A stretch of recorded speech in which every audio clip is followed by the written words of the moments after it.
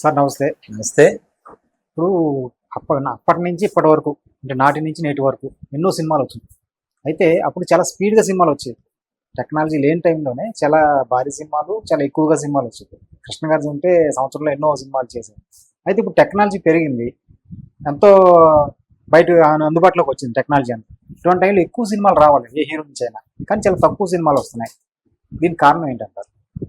ఈ టెక్నాలజీ అనేది సినిమాని స్పీడ్ చేస్తుంది అనడానికి లేదు. మనం మిగిలిన రంగాలతో పోల్చుకున్నట్టుగా మిగిలిన అకౌంట్స్ అనో ఇంకోటనో షేర్స్ అనో ఇంకో బ్యాంకింగ్ అనో దీన్ని స్పీడ్ చేస్తుంది తప్పితే ఇందులో మనం వాడే టెక్నాలజీ ఓన్లీ గ్రాఫిక్స్ అని చెప్పేసి ఏదో మన హిమాలయాల్లో హీరో ఫైట్ చేయాలంటే ఆ హిమాలయాల బ్యాక్గ్రౌండ్ లో అంటే గ్రీన్ మేడ్ ఏదో పెట్టి ఇక్కడ ఈయన గ్రీన్ మేడ్ ముందు హీరో ఎగురుతూ ఉంటే అక్కడ ఏదో చూపిస్తారు అన్నది మాట తప్పితే యాక్చువల్ గా మనకి టెక్నాలజీ వల్ల రిచ్నెస్ పెరుగుతుంది, గ్రాండియర్ పెరుగుతుంది, ఈ మాటలు కరెక్టే గానీ ఈ టెక్నాలజీలోనే ఇప్పుడు జనం బాగా మీరిపోయారు. యానిమేషన్ వచ్చింది, ఇవన్నీ వల్ల ఏంటంటే టెక్నాలజీ సినిమాకి పూర్తిగా న్యాయం చేయలేదు.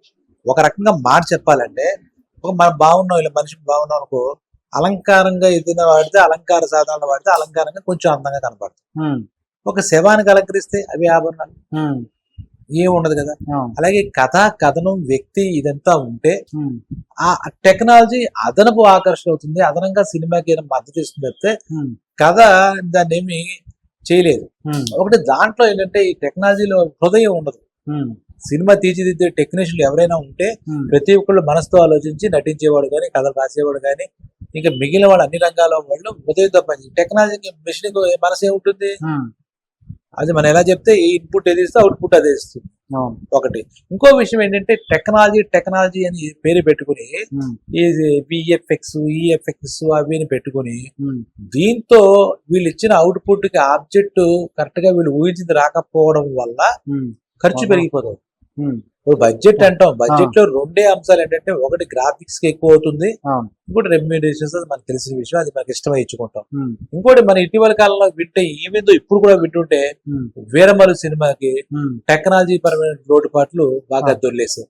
అక్కడ ప్రతి ఒక్కళ్ళు టెక్నాలజీలో అదేదో విఎఫ్ఎక్స్ బాగాలేదు, గ్రాఫిక్స్ బాగాలేదు అని అన్నారు తప్పితే పవన్ కళ్యాణ్ నటన బాగాలేదు ఎవరు అనలే. అది కూడా మనకి సినిమా ముందు 2-3 సార్లు వాయిదా పడింది.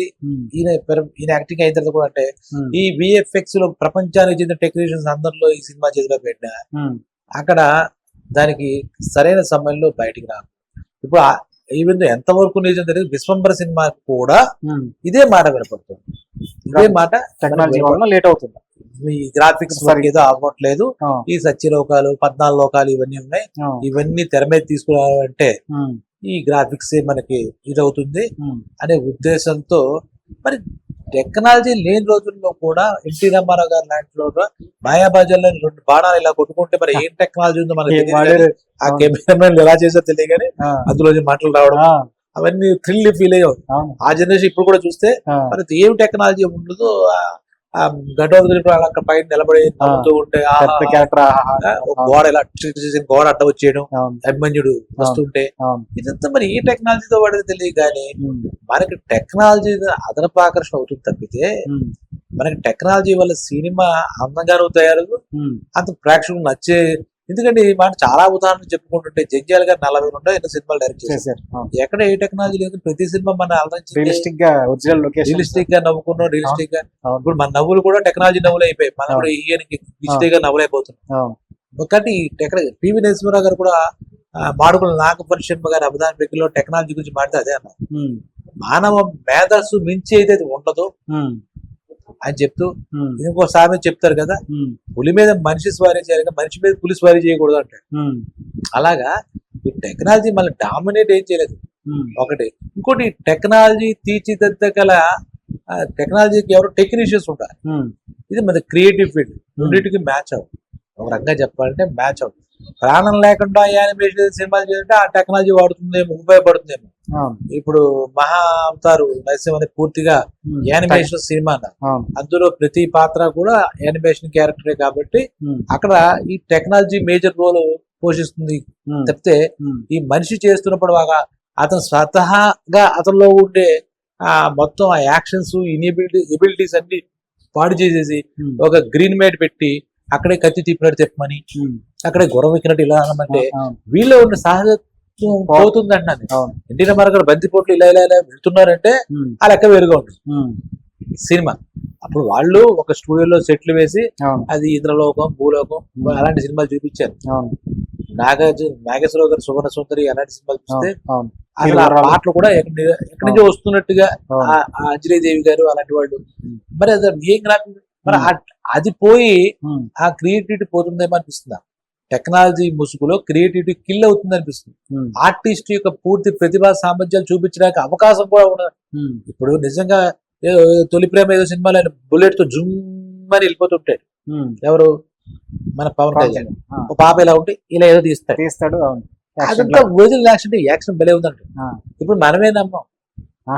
స్క్రీన్ మీద చేసిందే ఉంది ఆ. అంటే ఆ హీరోని ఇప్పుడు మనం ఇప్పటికే చెప్పుకుంటాం గోండా సినిమాలో రైలు కింద ఆ, ఏదో ఫైట్ Fight. చేస్తాడు. అవును అది నిజంగా చేశారు అంటే ఒక థ్రిల్, అదొక అడ్వెంచర్. Hmm. ఇప్పుడు అడ్వెంచర్ అంతా కూడా ఈ టెక్నాలజీ, గ్రాఫిక్స్ ఈ ముసుగులో ఉమ్, వెళ్ళిపోతుంటాయి. అవును రొమాన్స్ టెక్నాలజీ ఉమ్, గ్రీన్ బెల్ట్ ముందు ఇలా పెట్టుకుంటే వీళ్ళిద్దరు కబురు ఉమ్, ఫైట్స్ అదే. ఇక ఏముంది ఇంకా ఉమ్, ఒక గదిలో మొత్తం ఆర్టిస్ట్ ఇద్దరు అందరూ నిలబడితే ఉమ్, వెనకాల వీళ్ళు ఏదో అల్లేసుకుంటూ ఉంటారు. ఆ లోగాలు ఆ సెట్స్ ఉమ్, అయిపోతుంది.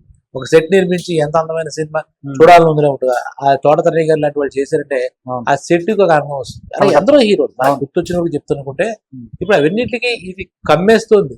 ఉమ్, ఈ టెక్నాలజీ కమ్మేస్తుంది. అలాగని దానికి మించి మనకి ఇచ్చిన సినిమాలు టెక్నాలజీ సినిమాని ఆడించలేవు.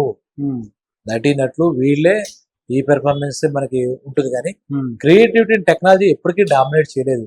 ఉమ్, అంటే మన మేధస్సుని, కృత్రిమ మేధస్సు, ఆర్టిఫిషియల్ ఇంటెలిజెన్స్ ఉమ్. ఎప్పటికీ కూడా ఉమ్. అధిగమించలేదు. ఇది రాసుకోవాల్సిన సత్యం. అంతే అంటారా మానవ మేధస్సు, మానవ సృజనాత్మక ఆ, ఇదంతటిని ఈ మిషన్లు ఏమి అధిగమించలేవు. ఉమ్, ఏదో ఇది ఒక మాయాజాలం అంటే మనం ఆ మోజులో ఆ మాయలో ఉంటాం కానీ ఉమ్, ఆ స్వతహాగా నవ్విన దానికి ఆర్టిఫిషియల్ మన పూటలో పెట్టి ఇంకా దానికి చాలా తేడా ఉంటుంది. ఉమ్, దానికి చాలా తేడా ఉంటుంది అంటాను. ఓకే.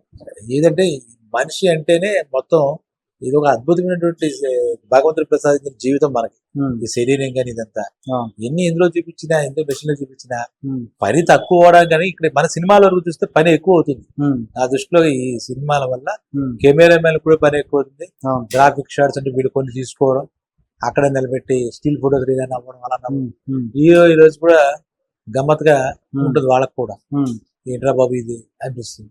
అది ఒకవేళ మిస్ఫైర్ అయిందనుకో ఉమ్, అస్సలు బాగాలేదు, సినిమా బాగాలేదు, గ్రాఫిక్స్ అస్సలు బాగాలేదు అంటాడు. అవును. ఈ గ్రాఫిక్స్ అదనంగా బడ్జెట్లు, ఉమ్, ఈ దీనికి రోజుల తరబడి ప్రపంచ స్థాయి టెక్నీషియన్ ఉమ్, పూర్తిగా కొట్టిపడెక్కలే కానీ ఉమ్, మన సృజనాత్మక ఇది క్రాస్ చేయలేదు. ఉమ్, మన కంప్యూటర్ టెక్నాలజీ 100% ఏ టెక్నాలజీ కూడా సినిమాని దీనివల్ల టెక్నాలజీ వల్ల స్పీడ్ అవ్వకపోవడం, టెక్నాలజీ వల్ల నా దృష్టిలో ఆలస్యం అవుతుంది సినిమా. ఉమ్, అవును అవును 30 రోజులు కాల్ షీట్ అయితే ఈ గ్రాఫిక్స్ ఎన్ని రోజులు కాల్ షీట్ తీసుకొని తెలియట్లేదు. అవును ఈ గ్రాఫిక్స్ అవును ఒకసారి యాక్ట్ చేసి వెళ్ళిపోతే దాన్ని ఎడిటింగ్ చేసుకునేవారు, దాన్ని ఏదో మిగిలిన ప్రక్రియలు పోస్ట్ ఇప్పుడు అలా కదా, వాళ్ళకి ఇచ్చేసారంటే వాళ్ళు ఎప్పుడు ఇస్తారో మనకు తెలియదు. అవును అవును అందుకని డేట్ ప్రకటించలేకపోతున్నారు. ఏది కూడా కాన్ఫిడెంట్ గా చెప్పలేకపోతుంది. అవును ఇప్పుడు ప్రతి సినిమా డైరెక్టర్ ఉమ్, అలాగే ప్రతి హీరో కూడా టెక్నాలజీ మీద డిపెండ్ అవ్వాలి. అవును ఇవన్నీ కష్టపడలేను అన్నట్టుగా ప్రతిదీ ఉమ్, చిన్న చిన్న ఫైట్ కూడా దాంట్లో తీసుకోండి అనే, చిన్న చిన్న డాన్స్ కూడా దాంట్లో తీసుకోండి అవును ఇలా అయిపోయింది. కాబట్టి టెక్నాలజీ కాదు, సినిమా బడ్జెట్ పెరిగిపోతుంది. దీనివల్ల ఉమ్, మెయిన్ రీజన్స్ ఇంకా చాలా ఉన్నాయి. కాబట్టి ఉమ్, సినిమాలు ఎక్కువ తీయడానికి ఒక సినిమాకి ఇంత ఖర్చు, ఇంత బడ్జెట్, ఇంత గ్రాఫిక్స్ ఉమ్, ఇలాంటివన్నీ అవుతుంటే ఉమ్, దానివల్ల ఆలస్యం అయిపోతుంది. అవును అదొకటి.